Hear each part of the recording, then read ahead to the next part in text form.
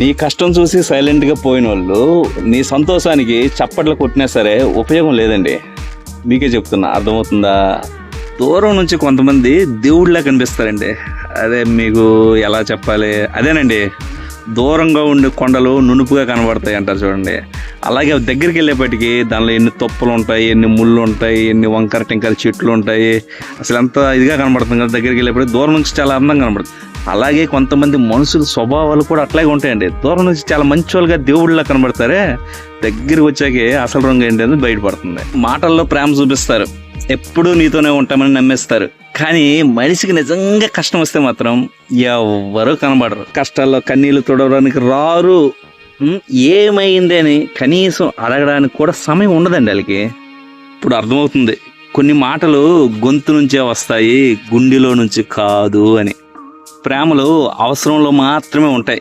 కొన్ని స్నేహాలు సంతోషంలో దగ్గరగా, బాధలో దూరంగా ఉంటాయి. ఇప్పుడైనా అర్థమవుతుందా మీకు?